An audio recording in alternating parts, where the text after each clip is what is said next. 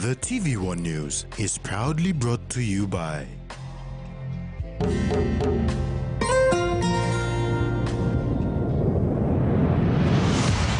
BSP, our bank, our people. 100,000 NID backlog and the PNG NRL announces new leadership. A Chinese businessman who operates a nightclub in Wewak, East Sepik Province, was arrested and charged by police in 2021 for being in possession of an unlicensed firearm. TVWAN Chen, who owns King's Club near the old airstrip, will be repatriated back to China after he was convicted of his crime in the Wewak District Court. East Sepik Provincial Police Commander Superintendent Christopher Tamari said Chen was arrested on December 11, 2021 under Section 27 of the Firearms Act. He appeared before the Wewak District Court and was found guilty. Chen was also ordered to pay a 10,000 kina fine. The PPC added that Chen was allegedly committed other offences, including breaching work permit and visa conditions. On Monday this week, he was picked up by police and immigration officers from Port Moresby and locked up for breaching immigration laws. On the feast day of St. Francis de Sales, Justin Ain Sunji of Wabeg, a defender of SAV and GBV survivors in Enga, said the welfare and development of our nation and its people is a shared responsibility of government, NGOs, CBOs and churches. The bishop was a panelist at the commemoration of the feast day of St. Francis de Sales, patron of writers and journalists. On the feast of St. Francis de Sales, which was celebrated at the Catholic Bishops' Conference, Bishop Justin Sungi of Wabag Diocese said that everyone must share the responsibility of the country's development and its people, whether it be in education, health, law and order, or any other social services. You keep it going, reporting, following up on cases, making people accountable for what they say on the media. Just recently, somebody in Wabag made a big statement in the media that make sure all the perpetrators will be arrested. But we are still yet to see this being actualized. And no media personnel is following up on this. What are you doing with it? You have made this statement on this day. Did you want to arrest anybody? Is somebody behind bars? Whose work is that? I think that is the media. They should follow up on these cases, you know. He said it is sad to see funds that are meant for people's health care being misused, leaving health centers, hospitals and clinics running short on basic medicine. It is so sad to see when development funds meant for education of our children is being diverted to other personal or political causes, and children are left without a desk to sit on. All lack basic necessities in schools, and you have deteriorating school infrastructures. Bishop Sungi said whenever there is a sorcery accusation-related violence case, they give out media statements that hit the mainstream media headlines, and victims and relatives are assured of justice. But to date, nothing has been done yet to address these offences. There is no difference with the issue of SAF and gender-based violence in our country. So much talk of big budgets from the government and from foreign donor agencies to address SARV and gender-based violence in PNG. But yet, innocent women and girls continue to suffer gruesomely in our society, and nothing concrete is being done to alleviate this situation. This is to report on how the victims are doing, if the commitment made by police and government has followed through, and perpetrators arrested and put behind bars. Frida Kana, TVWAN News. Police officers are investigating the death of a 50-year-old woman who was murdered on Sunday, 22nd of January 2023 at Upulima Station in Abau District, Central Province. Central Police officers attached to the Criminal Investigation Division are in charge of the investigations. According to police, it was alleged that the woman was in a house when her killer approached her from the back and slashed her neck with a bush knife. The dead woman is identified as Waudole John from Margarita village in Abau. Provincial Police Commander Senior Inspector Peterson Birigi said another case in Upulima being investigated is an arson, a newly built toilet and a grade 8 classroom at Upulima Primary School was set alight by unknown persons. The toilet is in ashes while the classroom is damaged. Villagers are assisting police to apprehend those responsible. Health education and family planning are essential to protect girls from tragedy such as the tragic death of a pregnant grade 4 student in the nation's capital.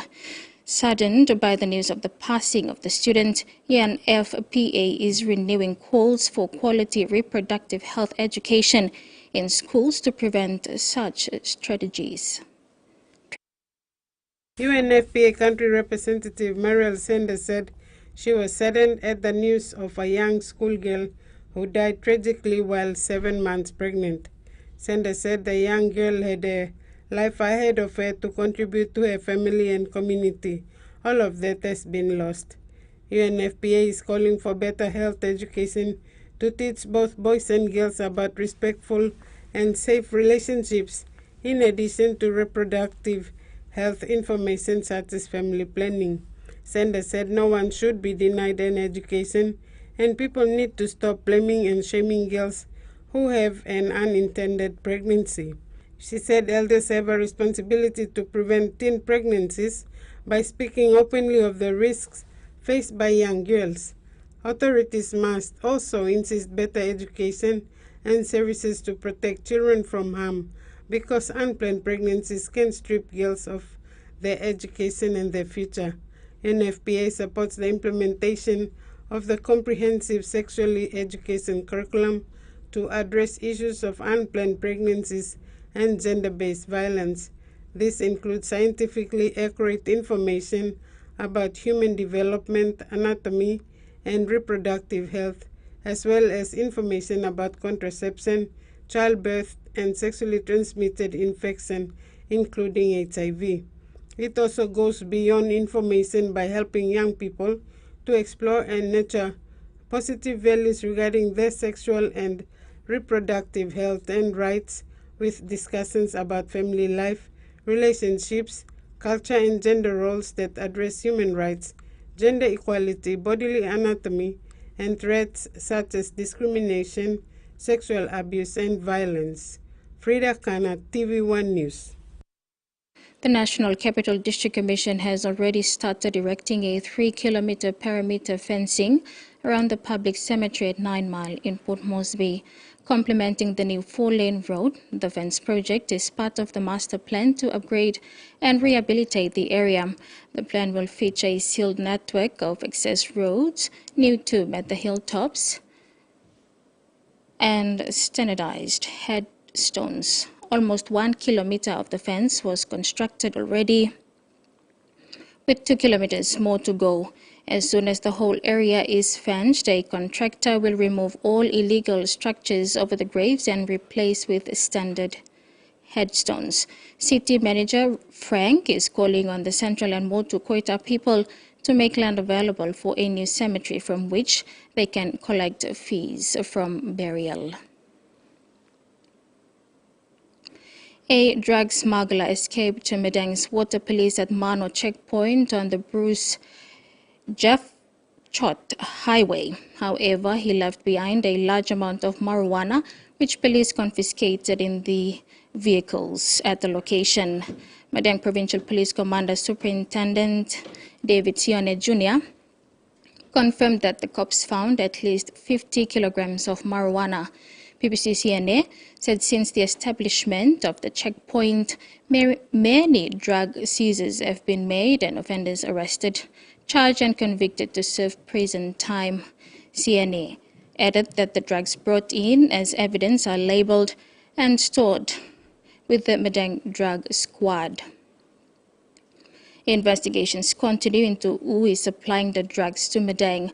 Those found guilty of consuming, exporting and being in possession can face imprisonment for a term not exceeding 40 years. This is TVWAN News. Stay tuned for more when we return.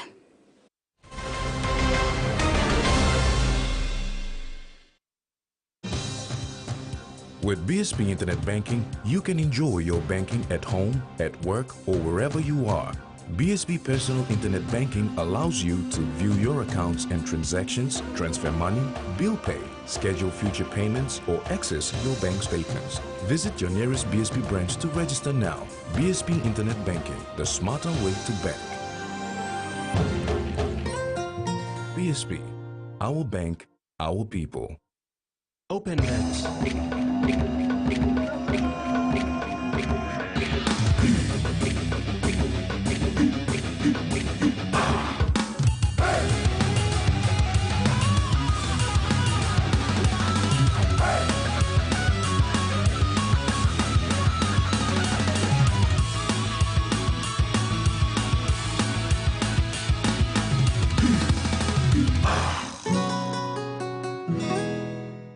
He says the best Hunters players come from his region.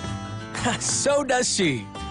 But there's one thing that brings everyone together. SP Lager. Bungum Yumi. Cheers to 70 years. Whether we're playing sport, exercising for fitness, being active for work or play, just having some fun, or just chilling, there is one name we can count on that we know will keep us going strong. Skell Rice. Healthy, nutritious, delicious medium grain rice full of vitamins and minerals. Skell helps us maintain a healthy, active lifestyle so we can enjoy every day. Skell Rice. Skell Life. Axion, the grease stripper, is more powerful than ever before. It is now 100% effective in grease removal. Every concentrated dab is packed with grease and oil stripping power. A breakthrough dishwashing solution. Axion has 100% effective grease stripping power. No oiliness, no bad odor, no struggle. This is the best grease stripping. Unlock infinite possibilities with a back-to-school scholarship from Digicel. That's right, you could win one of 5 scholarships valued at 3,500 Kina. Simply top up 5 Kina or more, or buy a 4G LTE smartphone for your chance to win. So hurry, visit your Digicel store today and top up 5 Kina or more, or buy a smartphone to win one of 5 3,500 Kina back-to-school scholarships to secure your future. Only with Digicel, better together. The World Club Challenge is about to get underway.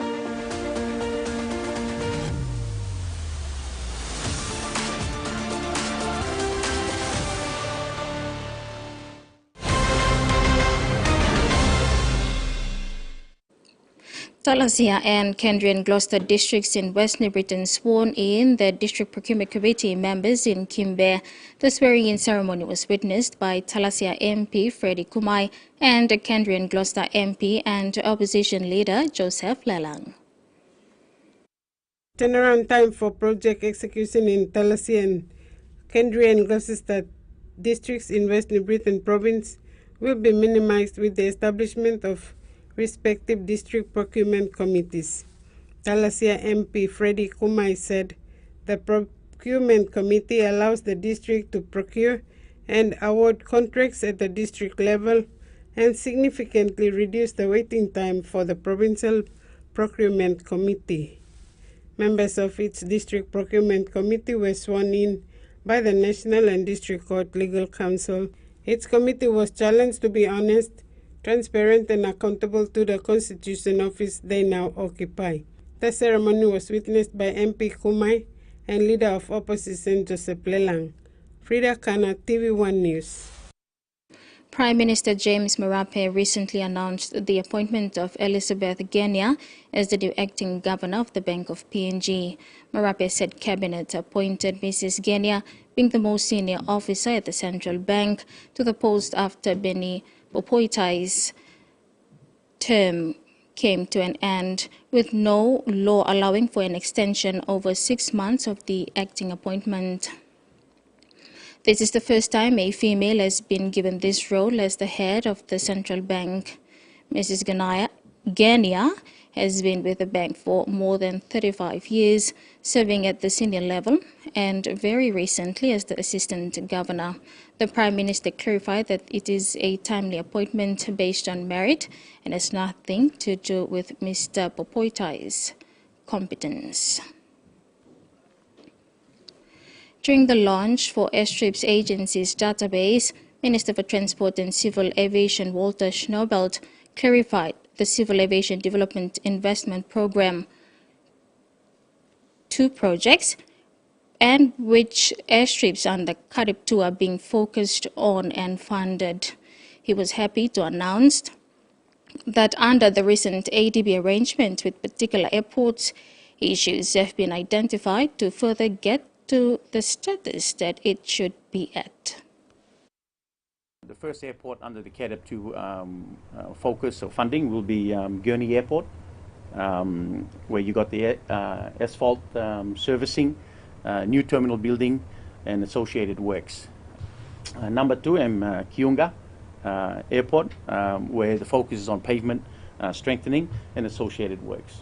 3, Aropa, all right, in Bougainville, where the focus is on the airport, pavement strengthening, and new terminal building and associated works. Number 4, Biwak Airport, runway extension, new terminal building and associated works. Number 5, Hoskins Airport, where you got asphalt servicing again and associated works. And number 6, Port Moresby International Airport, where we got power upgrade and airfield lighting upgrade as well. The Minister for Transport and Civil Aviation also said his team is making an effort to work on pilot projects for ferries in the country. He said PNG is in need of ferries around the country since there are areas surrounded by sea. He added that communities need boats to travel from one island to another and for produce and cargo to be moved from communities to towns. A ferry is a boat or ship for conveying passengers and goods, especially over a relatively short distance and as a regular service. Trying to get some pilot project in terms of ferries, all right, to try and serve those ports as well, because as you know, Papua New Guinea has a lot of maritime provinces that's out there. Yes, air services can cater for one segment of the community, but some segment of the community will require ferries to get them from one island to another island and moving those produce or cargoes that's required for those communities as well. So we're looking at that as well to make sure that the holistic approach in terms of Connect PNG covers both air, road, and sea. And as Minister for Transport and Civil Aviation, it comes straight under my responsibility to make sure that we do facilitate that space and contribute to the Marape Rosso government's Connect PNG initiative. PNG's total population is unknown at this stage. Statistician John Igitoy did not have the figures to share during a Population Statistics and Society seminar at the National Research Institute today. Participants expressed concern that the lack of accurate data, as it would mean inaccurate distribution of services to our people.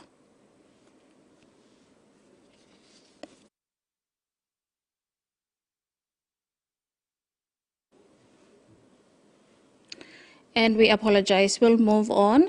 Meanwhile, the PNG Electoral Commission has also expressed concern over the reliability of data in the conduct of elections.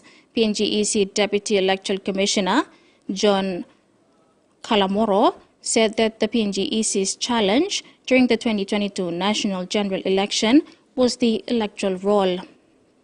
He said around 5.6 million people voted in the 2022 National General Election.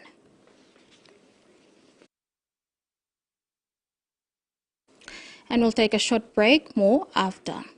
Stay tuned.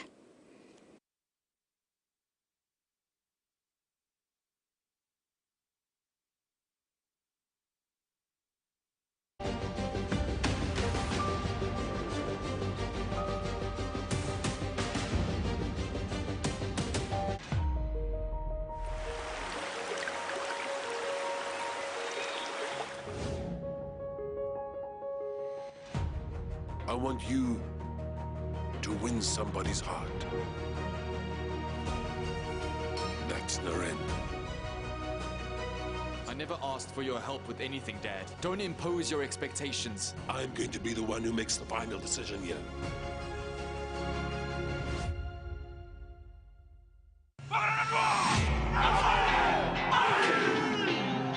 It's the Melbourne Rebels taking on the Fijian and Drua. On they come, they go quick, they'll get the try. They deserve it, oh do they deserve it. It's Vanaya the flyer, and Bosse! Oh, he's done it again. He runs with Matawalu in turn for Rumble.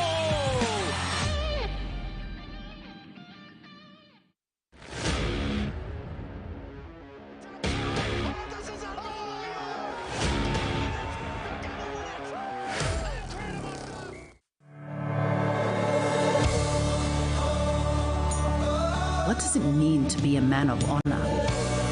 Having the courage to stand up for what is right. Being a voice for the vulnerable. The Man of Honor campaign aims to recognize ordinary men doing extraordinary things in their communities and helping to create opportunities to make the world a better place. Do you know a man of honor? Nominate him today. Visit the Digicel Foundation website and social media platforms for more information. Nominations close on February 3rd, 2023.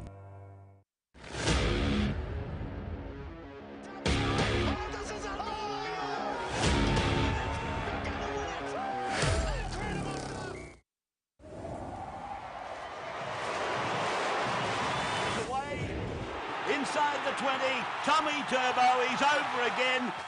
Unreal. Where did that come from? Rugby League fans, introducing the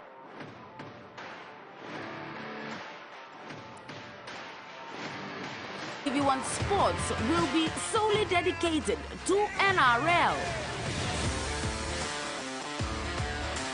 NRL shows New South Wales Cup, He's gone in. Host Plus, Inside pass and the Hunters going all the way. and our very own Digicel Cup, streaming live and exclusive on Channel 3. TV1 Sports, your new home of rugby league.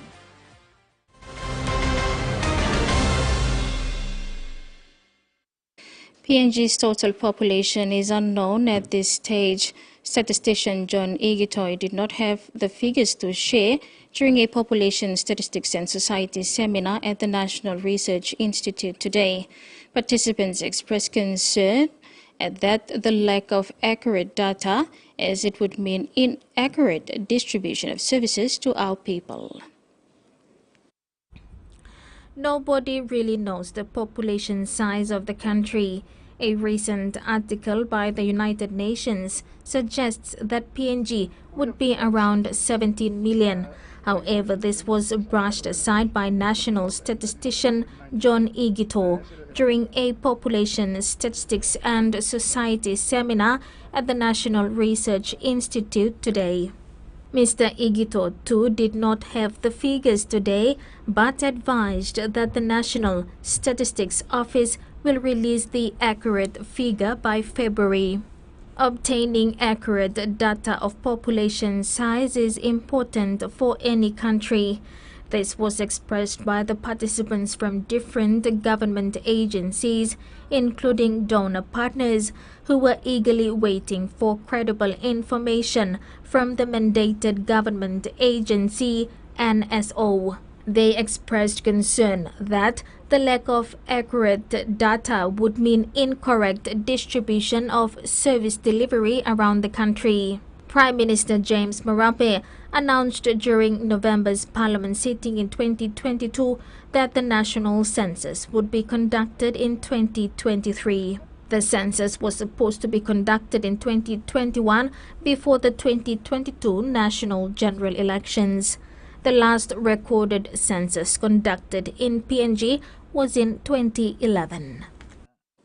Meanwhile, the PNG Electoral Commission has also expressed concern over the reliability of data in the conduct of elections. PNG EC Deputy Electoral Commissioner John Kalamoro said that the PNG EC's challenge during the 2022 national general election was the electoral roll. He said around 5.6 million people voted in the 2022 national general election. Listening to the presentation by NSO, let us understand what makes up the electoral roll. Is administered by the Department of DPLGA, and that essentially provides the frame upon which the electoral roll is compiled. So then, that list must be correct, must be up to date. The list we are using, is that so? Is it the same list NSO is using?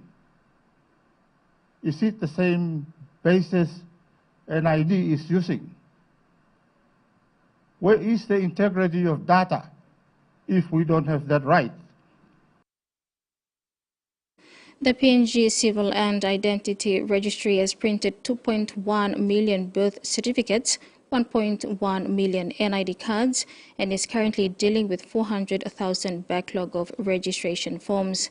Registrar General Noen Mobia said his office is working hard to meet the policy directive of 95% registration of PNG citizens by September 2025. Registrar General Noel Mobiha is confident that the PNG Civil and Identity Registry will achieve the 95% registration of PNG population by 2025. He said since taking office 4 years ago, 1 million birth certificates have been printed, 1.1 million NID cards processed, with the office currently dealing with 400,000 backlog of registration forms. So those of you who say government's not working, hey, we are working. So they carry this kit and they go to villages and they sleep out there, and the ward recorders, ward councillors look after them. And I say thank you to all those ward recorders, the councillors that have been very friendly, and presidents of LLGs that have been helping us. Mr. Mobia has acknowledged provincial governments such as East Sepik, including districts such as Yangoru, Sausia, Northfly, Namatanai, and others who have come on board to support the office to carry out registrations at their respective districts and provinces.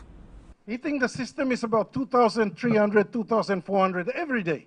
We got staff that can only process about 2,000, 1,900. So every day there's a backlog. That's why you're not getting your NID processed quickly. Because we just don't have enough computers. We don't have enough staff to process.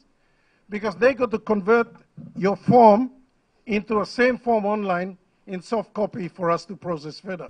He has also echoed the need for more staff, office space and more funding to support their work. Miss PNG Josie Nicholas left the country today for Samoa for the 34th Miss Pacific Islands pageant in Apia. After 3 years, the Miss Pacific Islands pageant 2023 is back. It will commence on Sunday, January 29th and conclude on February 4th. The theme of the pageant is Strength in Unity. Before Miss PNG's departure, her family hosted a luncheon to officially hand over to the Miss Pacific Island pageant, Papua New Guinea, to contest the Miss Pacific Islands crown and complete a 12-month reign. The handover to contest is a tradition for MPIP PNG and signifies the blessings of her parents and families to encourage her and also grant her words of advice. The Pacific Training Institute officially opened its lay facility today at 11 Mile in Morobe Province. The event was also commemorated with the graduation of its second batch of students.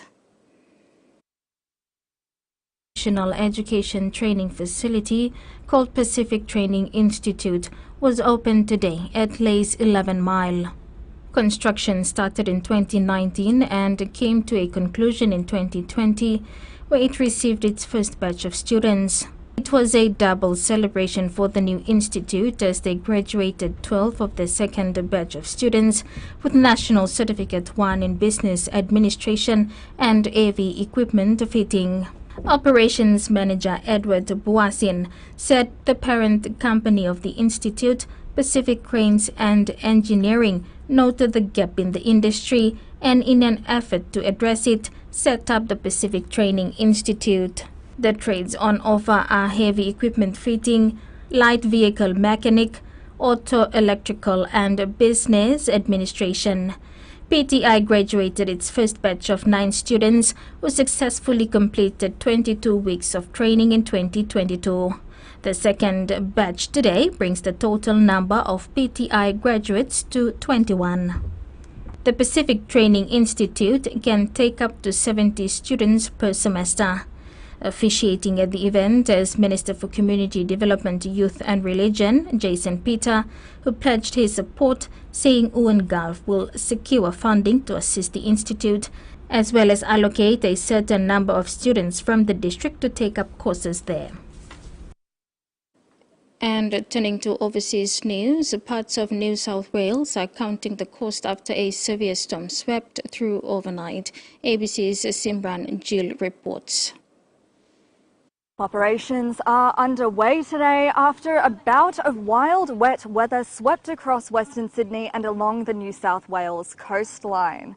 The summer storm brought with it intense wind, rain and hail, with the SES receiving 160 calls for help, 70 of which came from the Penrith and Blacktown areas in the city's west. We're here at Taunton Place in Penrith, where a tree has fallen in an apartment complex, leaving residents without power after it was disconnected. So a tree's come down last night. As you can see, the root ball's actually upended, and that's as a result of the ground being so sodden still. So we're still experiencing a lot of wet ground from the previous flood events, and it doesn't take much, a bit of wind and the trees all sort of come down. It's one of the first jobs for the local SES crew this morning, with plenty more to come as the day progresses. Yeah, probably the most important jobs are access to properties for residents. So we had one job this morning, a tree on a car, so we needed to clear that tree off the car so the resident could get out the driveway. Also, obviously, jobs like this where power's been taken out, to be able to get power restored to the properties as soon as we can. Emergency services also responded to 5 calls for help across the state over the past 24 hours after vehicles were caught in floodwaters. All people were rescued uninjured. New South Wales saw 30,000 lightning strikes between the South Coast and Sydney up to the Hunter Valley. Damning new figures reveal more than half of Queensland youth offenders released from supervision in 2019 to 2020 financial year were back before the courts within 12 months. The report has also found the state now has the highest average number of people in youth detention in the country, and there was figures for nights spent in custody. ABC's Kate McCanna reports. Kim Marie Burton is at her wit's end. The Mount Isa woman is moving house partly due to her experience with youth crime. I have had 6 break-ins, and I woke up one morning to have one of these perpetrators on top of me in bed. New figures from the Productivity Commission show that in 2019-2020, Queensland had the worst reoffending rates for juvenile offenders released from supervision in the nation.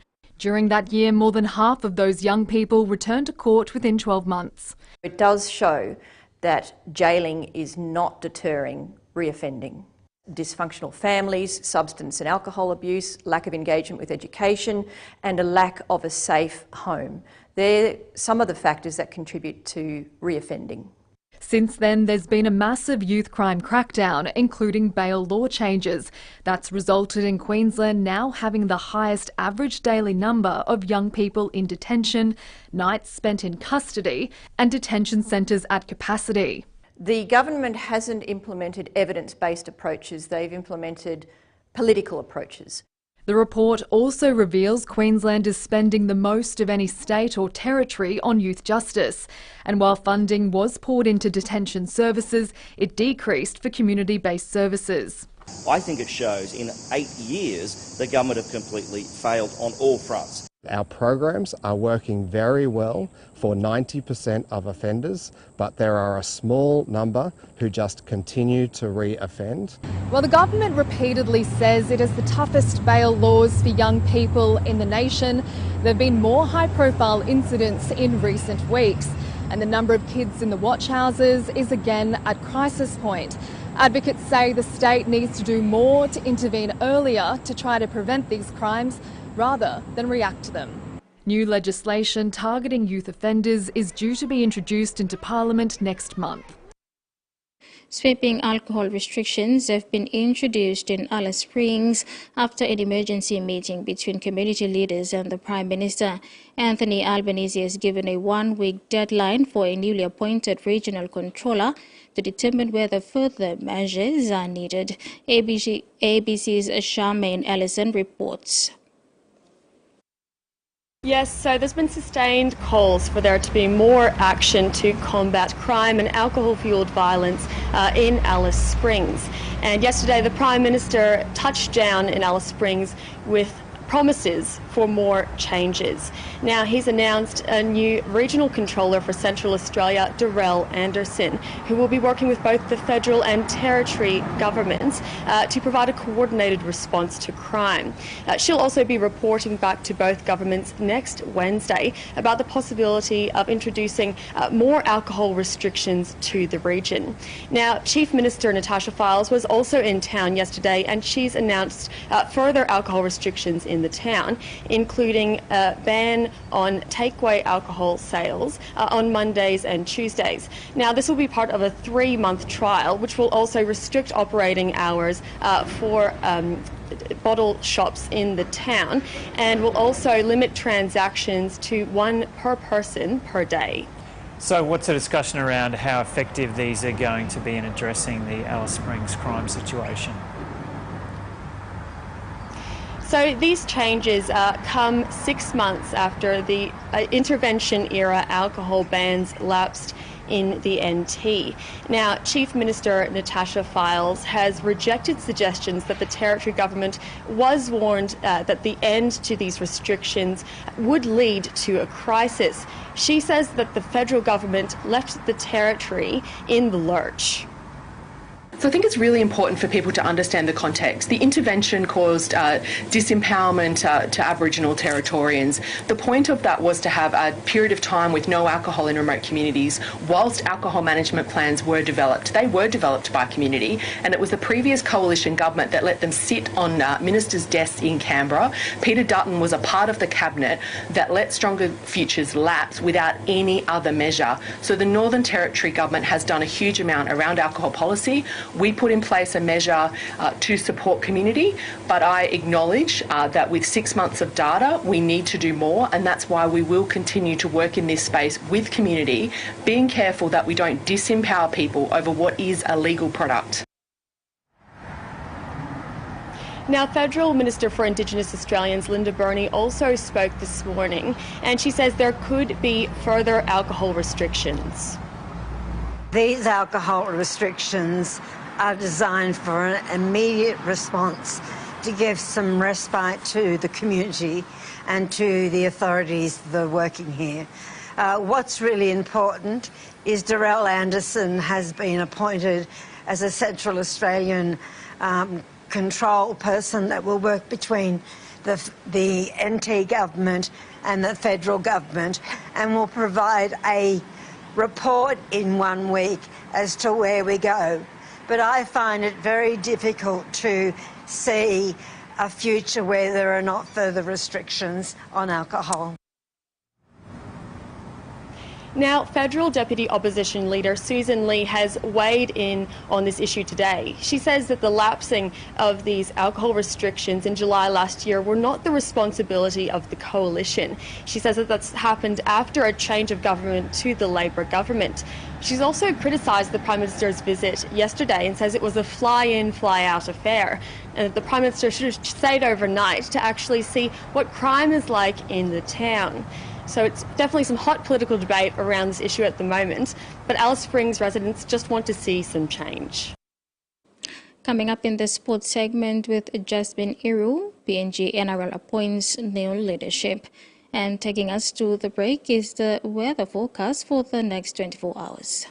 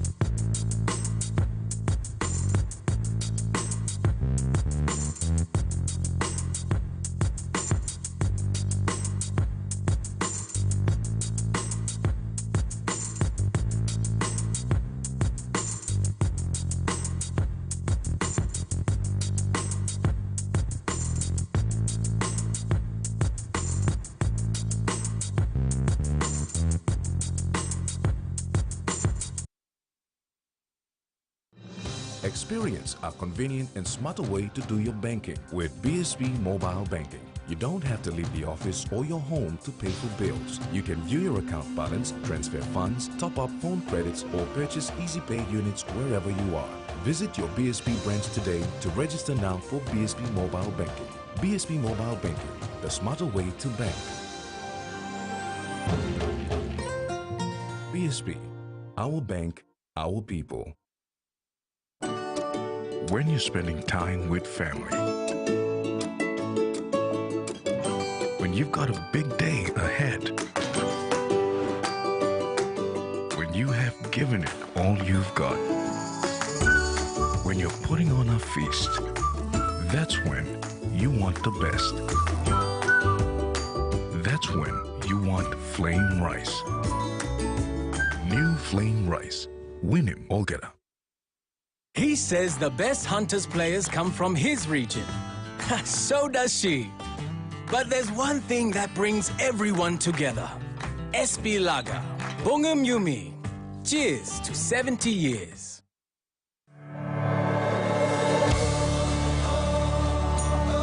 What does it mean to be a man of honor?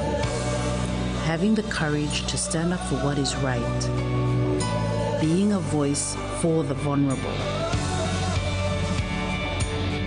The Man of Honor campaign aims to recognize ordinary men doing extraordinary things in their communities and helping to create opportunities to make the world a better place.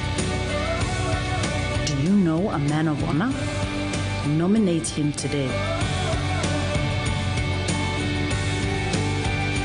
Visit the Digicel Foundation website and social media platforms for more information. Nominations close on February 3rd, 2023.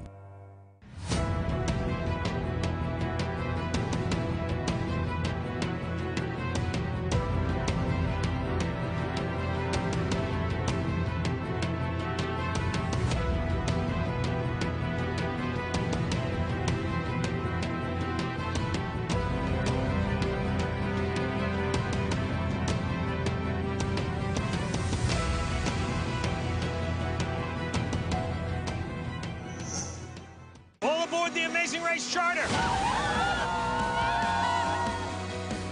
New destinations. You're going to the Kingdom of Jordan. New twists. For the first time in Amazing Race history. New season. You're here for a reason, because you're great, so you be great. The Amazing Race. Season premiere, February 7th at 8:50. Only on AXN. And the World Club Challenge is about to get underway.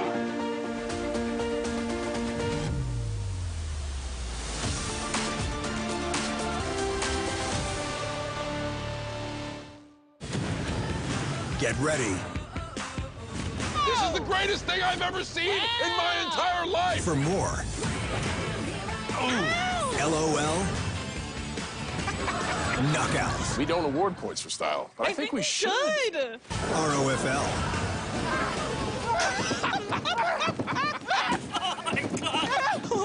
And the all-new season of Wipeout. Season premiere February 1st at 7. Only on AXN.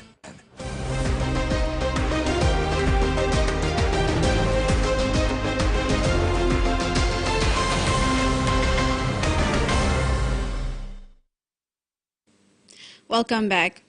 PNG Premier Rugby League competition announced today 2 new leadership for roles for competitions, manager and general manager for the period of 2 years. PNG NRLC Director Lorna McPherson announced Leith Isaac as the new general manager and Paul Joseph as competitions manager. The PNG NRLC announced that the appointment of Leith Isaac as general manager and Paul Joseph as competition manager.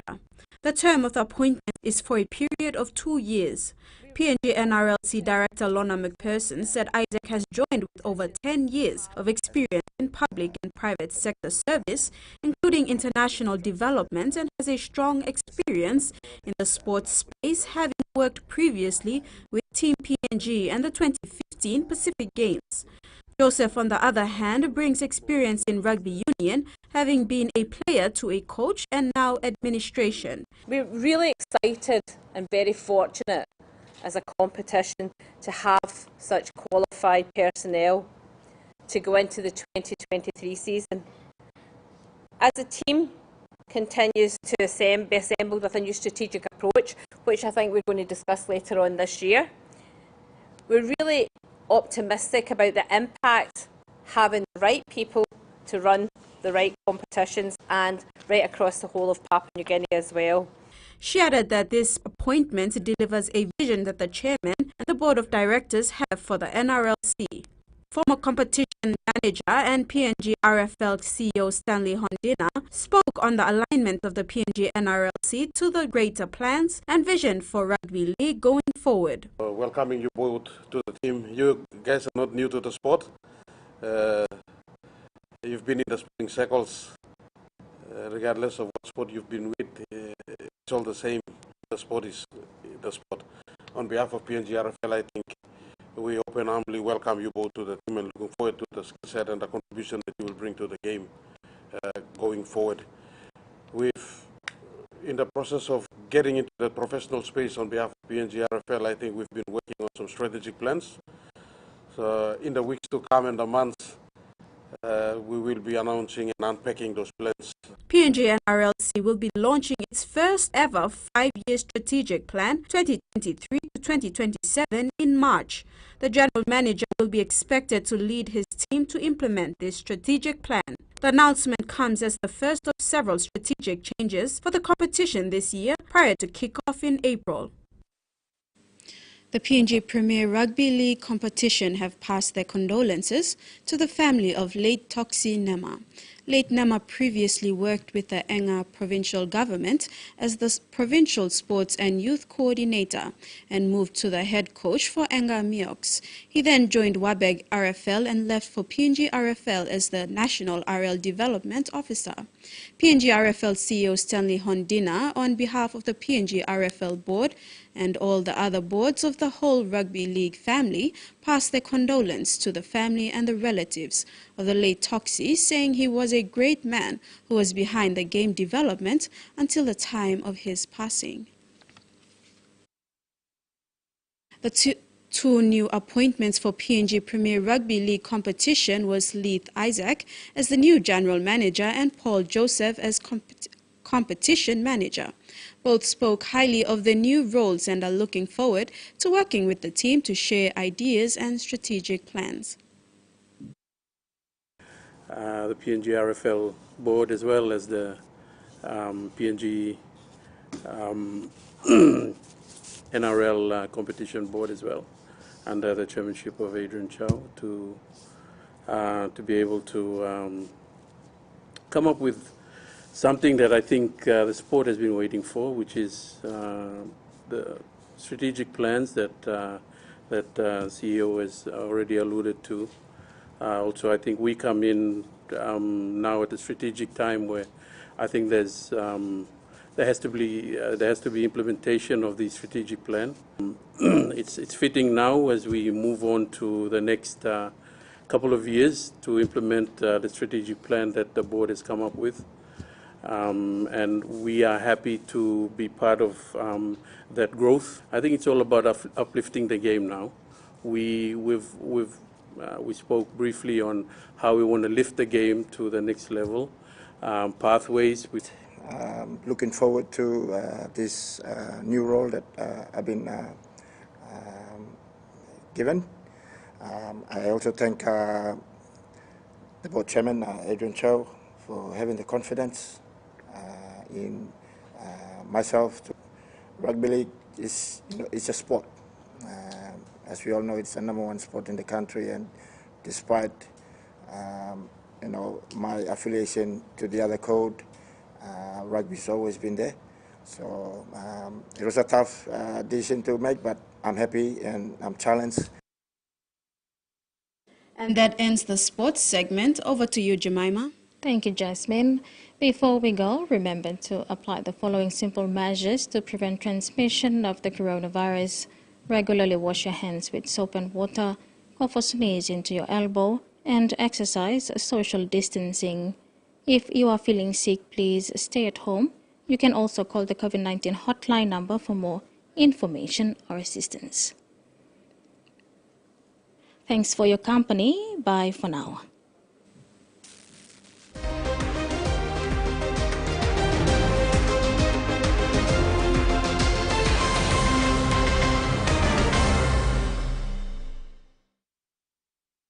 The TVWAN News was proudly brought to you by